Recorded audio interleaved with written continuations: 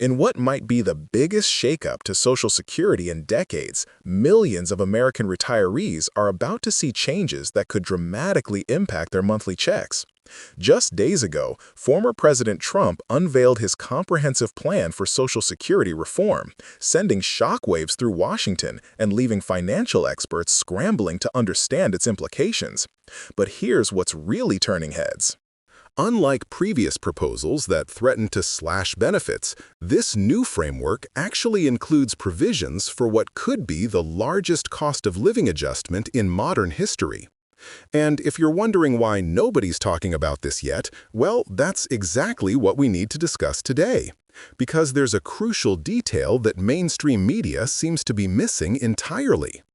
Stay with me, because in the next few minutes, I'm going to break down exactly what these changes mean for your retirement income, including a little-known provision that could boost some recipients' checks by as much as 27% starting next year. Before we dive deeper into these massive changes, take a quick second to hit that subscribe button and ring the notification bell.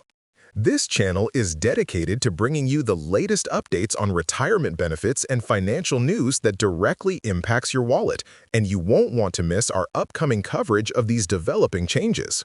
Now, let's get to the heart of what's happening.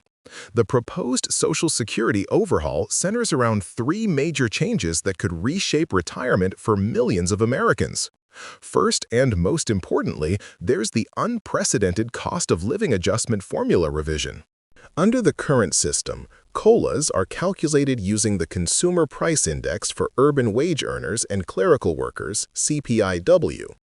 But the new proposal suggests switching to something called the CPIE, or Consumer Price Index for the elderly, which typically runs higher than the standard CPIW, because it better reflects the spending patterns of older Americans, especially when it comes to healthcare and housing costs.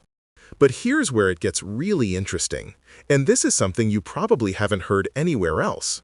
Hidden in the fine print of the proposal is a retroactive adjustment provision. This means that if the plan passes, beneficiaries could receive a one-time catch-up payment to make up for what they would have received if the CPIE had been used over the past 5 years. For some retirees, this could mean a lump sum payment of several thousand. You might be wondering why this is happening now, and that's a great question. The timing isn't random.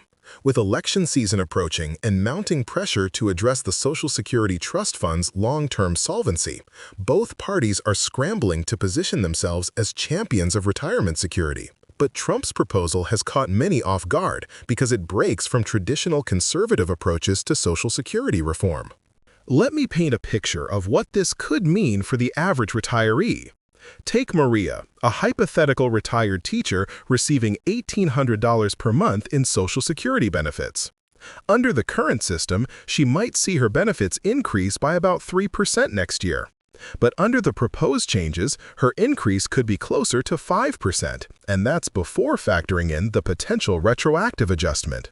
For Maria, this could mean an additional $36 per month, plus a possible one-time payment of over $3,000. But there's more to this story than just bigger checks. The proposal also includes significant changes to the ways benefits are calculated for new retirees. Currently, your Social Security benefit is based on your highest 35 years of earnings. The new plan suggests modifying this calculation to use your highest 30 years instead. This might sound like a small change, but for people who took time out of the workforce to raise children or care for elderly parents, it could mean significantly higher monthly benefits. Now, I can already hear some of you asking, how are we going to pay for all this? It's a valid question, and the proposal addresses it through several revenue-generating measures. The most notable is an adjustment to the payroll tax cap, which currently stands at $160,200. The plan suggests gradually increasing this cap over the next decade, meaning higher income earners would contribute more to the system. Here's something that might surprise you. Initial analysis suggests these changes could actually extend the life of the Social Security Trust Fund by up to 25 years. How? By combining increased revenue from the payroll tax adjustments with more efficient program administration and targeted reforms to disability insurance programs. But let's talk about what this means for you right now. If you're currently receiving Social Security benefits, you don't need to do anything immediately. These changes, if approved, would be implemented gradually over the next few years. However, there are some steps you might want to consider taking to maximize your benefits under the new rules. One of the most intriguing aspects of the proposal is its treatment of earned income limits for recipients who haven't reached full retirement age. Currently, if you claim benefits early and continue working, you might see your benefits reduced if you earn too much. The new plan suggests raising these limits substantially, making it easier for early retirees to work part-time without penalty.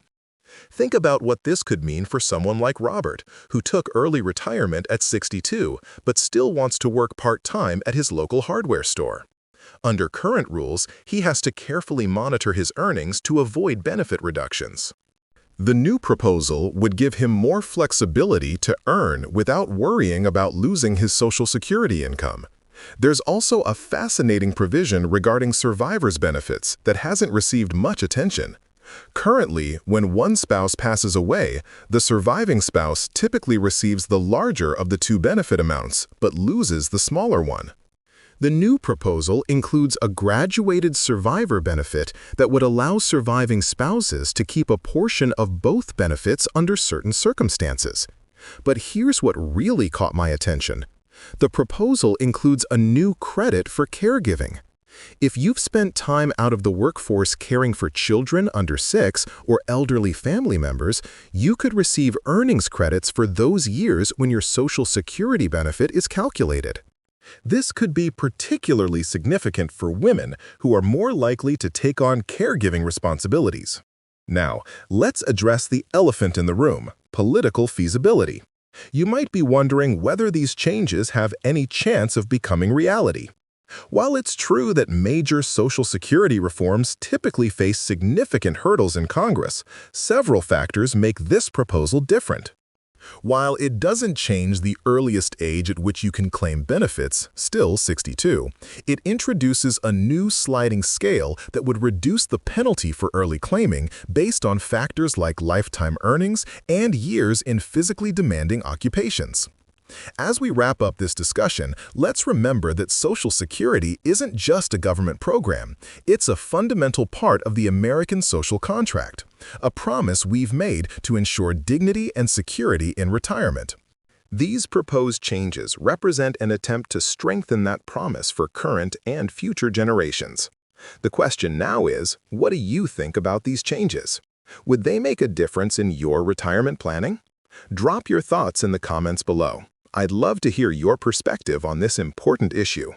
And if you found this information helpful, please take a moment to like this video and share it with friends and family who might benefit from knowing about these potential changes.